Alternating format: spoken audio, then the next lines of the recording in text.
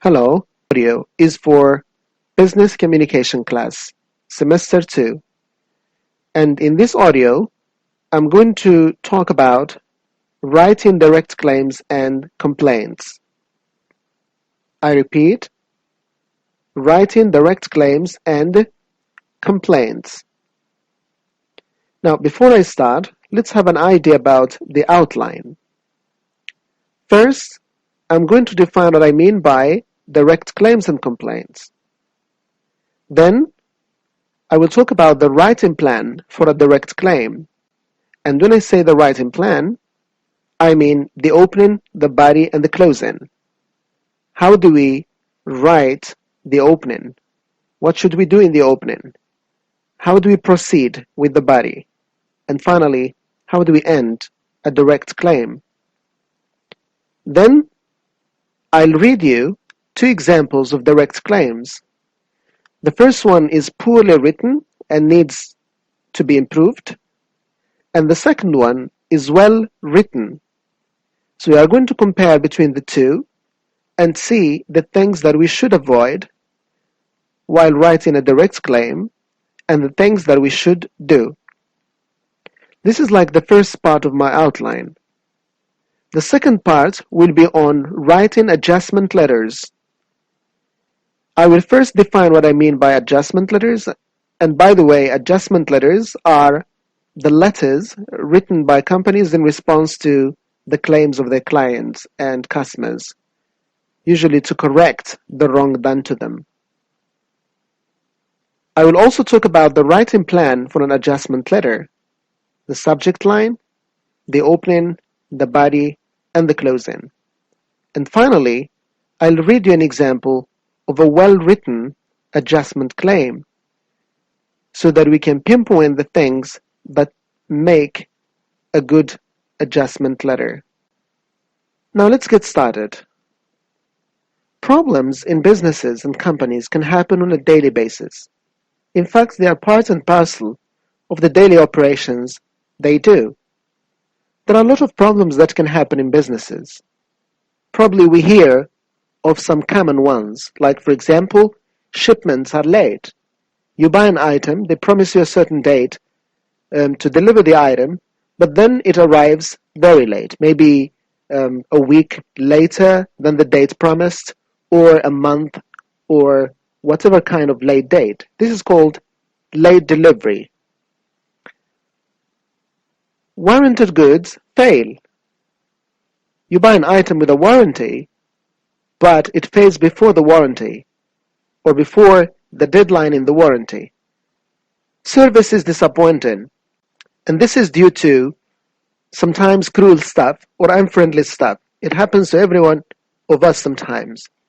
You don't feel comfortable dealing with a company simply because of a member or a staff member who is not friendly and who is not effective in communicating with the customers. Sometimes you may buy an item and then when you receive it, you find that it is faulty. You find that, for example, the item is broken or scratched or doesn't work properly. Like if you buy a phone and then when you receive it, you find that the screen is scratched. This is called a faulty item, and this is something that happens a lot. Now, when you as a customer must write to identify or correct a wrong, the message is called a claim. Some people also call it a complaint or a complaint letter. Claims that require persuasion are called indirect claims, and that's not our concern in today's audio. In today's audio, the focus is basically on direct claims and complaints. Consumers usually resort to telephone calls or to emails. To complain about the problems that we've mentioned, most people today, they just write an email or pick a phone and give a phone call to the company or to the customer service manager. Now, what do you think is the most effective way to complain? Is it by telephone calls and emails or by sending formal letters? Okay, what do you think? I personally think that letters are more effective for many reasons or for several reasons. Letters are more convincing okay? And they establish a record of what happened. They also command more attention than telephone calls and emails.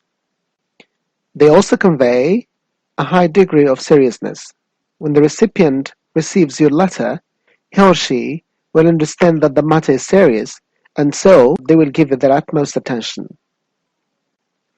Of course, there are disadvantages when it comes to letters, especially the fact that they are slow to deliver. Okay, a letter usually takes some time to arrive compared to an email or a phone call, but we can manage this problem by just scanning the letter and faxing it, or simply scanning the letter and attaching it to the email we are sending. Now, in this way, we can preserve the effects of a letter and achieve the instantaneous delivery. Okay, and here we would hit two birds with one stone.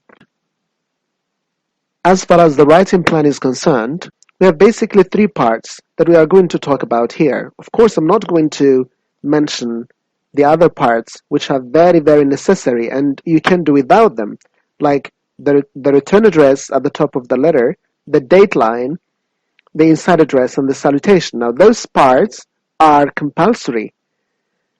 I'm going to focus basically on the opening, the body, and the closing. What should we do in each of these parts? In the opening, you should describe clearly the desired action. In the body, we explain the claim, tell why it is justified, and provide details describing the desired action. And in the closing, you need to end pleasantly with a goodwill statement and include an end date and action requests if appropriate. Now, I'm going to talk in details about these three parts. Now, let's start with the opening. Usually, when consumers have a legitimate claim or complaint, they can expect a positive response from a company. If you support your claim with evidence, then the company will have no other choice but to respond positively to your claim. But of course, provided that your claim should be supported, rational, reasonable, and well written. And when I say well written, the language should be polite and courteous. Your tone shouldn't vent anger, and many other considerations that we are going to see when we read the examples later on in this audio. Smart businesses want to hear from their customers. They know that retaining a customer is far less costly than recruiting a new one. Now, how to open your claim?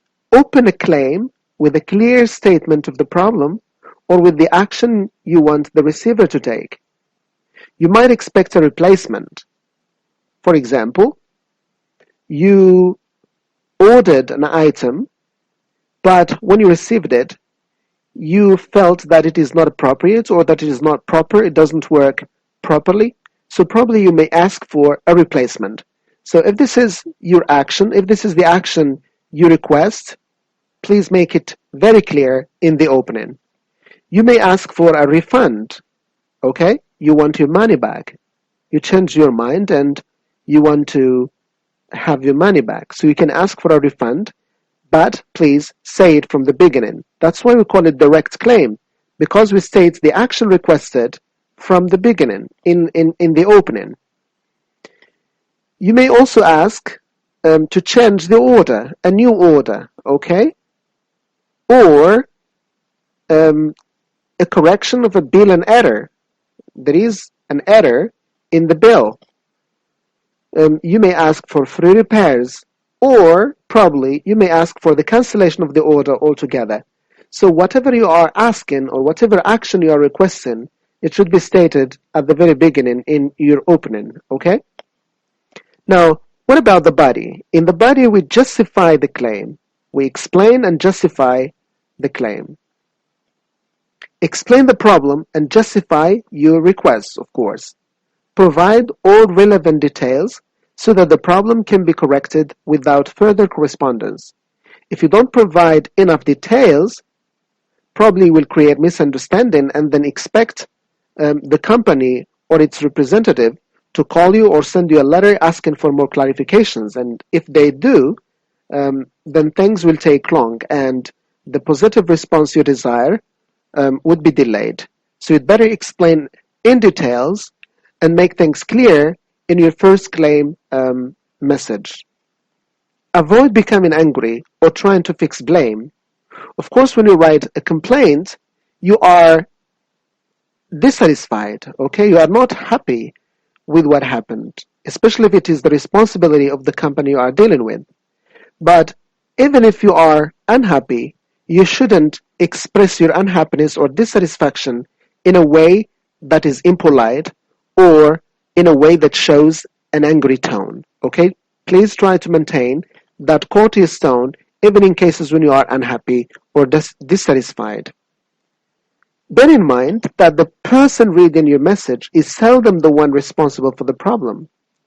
So instead, state the facts logically, objectively, and unemotionally. Now these three adverbs are very important. Logically, not irrationally. Objectively, not subjectively. Unemotionally, not emotionally. One of the basic characteristics of business writing is trying to avoid emotional language. Of course, that's acceptable if you are writing a short story or probably a poem or any other piece of creative writing. In business writing, we should do away with emotional language, okay? State the hard facts supported with evidence. When sending a letter by postal mail, enclose copies of all pertinent documents such as invoices, sales slips, catalog descriptions, and repair records. Of course, those receipts and other documents can also be scanned and attached to an email if you are sending an email. When you use a paper mail, do not send your originals, which could be lost, okay?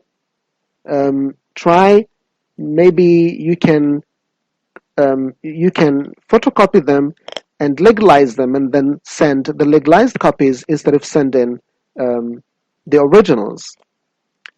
The risk of losing them is always there, so be wary about that. When service is involved, sign the names of individuals you spoke to and the dates of calls. If you are complaining about a service, for example, you were maltreated by an agent or a staff member, or you were verbally abused by someone in the company, then you need to state the names of those who are accountable for that, okay? Assume that a company honestly wants to satisfy its customers, because most do. Alright, now that's for the body. Now what about the concluding part? In the concluding part, or in the conclusion, we ask for a specific action. We request a certain action to be taken, okay? End your message with a courteous statement that promotes goodwill and summarizes your action request. If appropriate, include an end date. Let me give you an example. I hope you understand that mistakes in ordering online sometimes occur. Because I have enjoyed your prompt service in the past, I hope that you will be able to issue a refund or store credit by May the 2nd. Now here, as you may have noticed, the language is very courteous and there is a very clear call for action, which is issuing a refund or store credit by May the 2nd, by a certain very specific deadline. Finally, in making claims, act promptly. For example, you received a faulty item or got an erroneous bill to pay. Don't wait until, like for example, 7 days after that to react and write a claim. No, you need to write immediately and promptly, because delaying claims makes them appear less important. Delayed claims are also more difficult to verify. A written claim starts a record of the problem should later action be necessary. Save a copy of your message, whether paper or electronic. Of course, you need to save a copy of your message to serve as a record for later correspondence or for later needs. Okay, so now we go to the part where I'm going to read you two examples of direct claims. The first one is poorly written and needs to be improved, and the second one is well written. Of course, both of them are emails written by someone who received an erroneous bill from a company. This is a person who was charged an extra sum of money for a service that he didn't buy. So now he's writing these two emails to complain about this. However, the difference between the two emails is very noticeable. The first one is badly written, but the second one is very well written. The company's name is Good Vibes. He's writing to Good Vibes. Now look how he's going to start his first email. In the subject line, he wrote bad vibes. It seems that the person here started the attack from the very beginning, from the subject line, bad vibes. Instead of good vibes, which is the name of the company, he said, or he wrote, bad vibes. Dear Good Vibes, you call yourselves Good Vibes, but all I'm getting from your service is bad vibes. I'm furious that you have your salespeople slip in unwanted service warranties to boost your sales.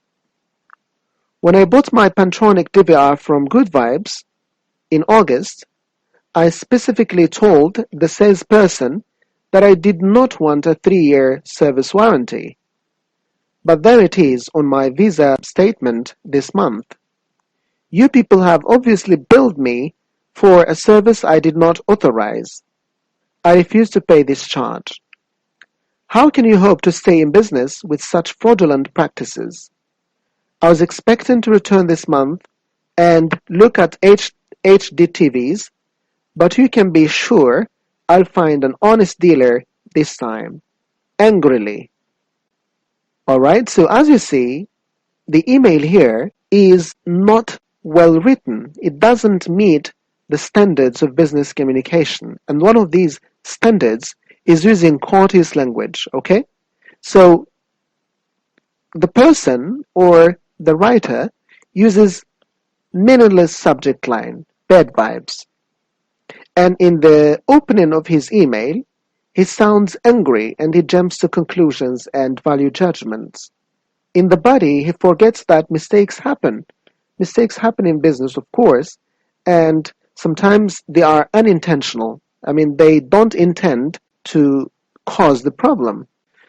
So we need to deal with such problems that happen and occur with rational and polite way to fix things and to put things on the good track again. In the third paragraph, he fails to suggest a solution. He doesn't ask for any corrective measure. He doesn't ask for any action to be taken. And of course, in the complimentary clause, he finishes with angrily, not sincerely yours, or yours sincerely, or yours truly. So it is angrily. And we said that we shouldn't use such kind of writing. When we write, we are not writing to vent anger, but to fix things. Now let's read the second email, which is well written, and see what makes it different from the first one. Subject line, requesting refund for erroneous charge. Dear Miss Bourne, please credit my Visa account ending in number 9421 to correct an erroneous charge of $299. On August the 1st, I purchased a Pantronic DVR from Good Vibes. Although the salesperson discussed a 3-year extended warranty with me, I decided against purchasing that service for $299. However, when my credit card statement arrived this month, I noticed an extra $299 charge from Good Vibes. I suspect that this charge represents the warranty I declined. Enclosed is a scanned copy of my sales invoice along with my Visa statement showing the charge. Please authorize a credit immediately and email me a confirmation of the transaction. I'm enjoying all the features of my Pantronic DVR and would like to be shopping at Good Vibes for an HD TV shortly. Sincerely, Duncan Rabi. So as you see, the email is very much different than the first one. This email is completely different than the one we read. First, the writer provides an informative subject line which summarizes the purpose of the email. In the opening, he states simply and clearly what to do, okay? He requests a very specific action. Then he explains objectively what went wrong. He doesn't blame or accuse. When you read his email, you don't find any blame or accusation. He also uses friendly tone. That kind of friendliness is maintained from the beginning till the end of his email. And also he documents facts. When I say he documents facts, I mean that he supports his claim with specific and concrete evidence, especially when he says, enclosed is a scanned copy of my sales invoice along with my visa statement showing the charge. And at the end, in the concluding paragraph, he summarizes the request and courteously suggests continued business once the problem is resolved. So as you see, the email is very well written and it highly meets the standards of business communication. Now we come to the last part of my audio, which is adjustment messages. Now, when a company receives a claim and decides to respond favorably, the message is called an adjustment. Most businesses make adjustments promptly and immediately without any delay. They replace merchandise, they refund money to the customers, they extend discounts and send coupons, and sometimes repair goods. In fact, social media have shortened the response time drastically to mere hours, not days. Businesses grant adjustments to legitimate claims for two reasons. First, contract and tort law protects consumers for recovery of damages. If, for example, you find an insect in a package of frozen peas, the food processor of that package is bound by contractual law to replace it. If you suffer injury, the processor may be liable for damages. Second, most organizations genuinely want to satisfy their customers and retain their business. In responding to customer claims, you must first decide whether to grant the claim or not. Unless the claim is obviously fraudulent or excessive, you will probably grant it. When you say yes, your adjustment message will be good news to the reader, and that's why you need to state it immediately in the beginning of your adjustment letter. And here you use what we call the direct approach. We are going to see with writing good news, bad news messages the difference between direct strategy and indirect strategy. When we have good news, the direct strategy is recommended. You need to state the good news immediately. And when you have bad news, you'd better keep it until a later time in your letter. Okay, you don't state it immediately. When your response is no, the indirect pattern might be more appropriate. You have three goals in adjustment messages. When you write an adjustment message to a customer, basically there are three goals that we want to achieve. The first one is to rectify the wrong, if it exists, of course. The second one is to regain the confidence of the customer. Without that confidence, without regaining the confidence of the customer, the company may lose its customers with time. And the third one is promoting further business. Of course, promoting further business with customers. A positive adjustment message follows the direct strategy. So the writing plan for this direct strategy is like this. We start with the subject line, which is, of course, it is optional, but if you prefer to use it, identify the previous correspondence and refer to the main topic, as we are going to see with the example that I'm going to read later on in this audio. Then the opening, and in the opening, you grant the request or announce the adjustment immediately. Of course, an adjustment is good news. It is a positive response to the customer, so that should be announced immediately. In the body, you provide details about how you are complying with the request. Try to regain the customer's confidence. Apologize if appropriate, but don't admit negligence, because if you admit negligence, this can subject you to a lawsuit, or maybe this can give a pretext to the customer to issue a lawsuit against you. So apology is good and it is acceptable, and it does no harm, but admitting negligence can sometimes cost you a lot. In the closing, end positively with a forward-looking thought. Express confidence about future business relations. Include a sales promotion if appropriate. But remember, please, to avoid referring to unpleasantness. Keep that sense of politeness and courtesy up until the end of your message. Now let's read an example of a well-written adjustment letter. Of course, we have the letterhead. We have May the 20th, 2016 as the date. And of course, we have the inside address. Then the salutation, Dear Mr. Lopez. The subject line, your May the 15th letter about your purchase order. So as you see, the subject line is brief and it does really summarize the topic, and it refers to the previous correspondence, your May the 15th letter about your purchase order. Your second shipment of the Blue Players video game consoles and other electronics that you ordered April the 16th is on its way and should arrive on May the 27th. The first shipment of this order was delivered May the 1st to 45 Estate Street, Trenton 08611. When no one at that address would accept the shipment, it was returned to us. Now that I have your letter, I see that the order should have been sent to 1517 Hamilton Avenue, Trenton, NJ 08603. When an order is undeliverable, we usually try to verify the shipping address by telephoning the customer. Somehow, the return of this shipment was not caught by our normally painstaking shipping clerks.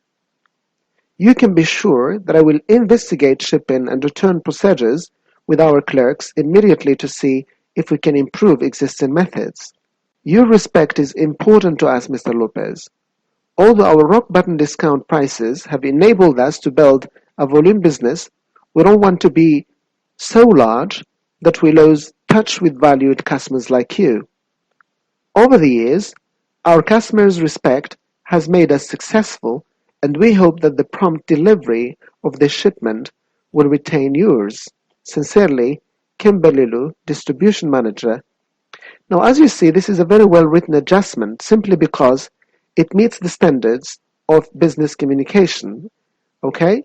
Now, first, the writer of this letter, who is the distribution manager of the company, addresses the recipient by name, Dear Mr.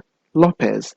And you know, when we address people by name, it is much better than addressing them using Dear Sir or Madam. We get a good impression when we are addressed by name. Then he announces good news immediately. Your second shipment of the Blu-ray players, video game consoles, and other electronics that you ordered April the 16th is on its way and should arrive on May the 27th. In the body, he tries to regain the confidence of customer by explaining what happened and by suggesting plans for improvement. And finally, in the conclusion, he closes confidently with genuine appeal for the customer's respect, especially when he says, your respect is important to us, Mr. Lopez. So as you see, this is a very formal adjustment letter in which all the standards of business communication and business writing are respected. I encourage everyone to do much practice because, as I say all the time, practice makes perfect, and without practice, you may not be able to internalize the do's and the don'ts of business writing. That's it for today's audio. Thank you for listening. Goodbye.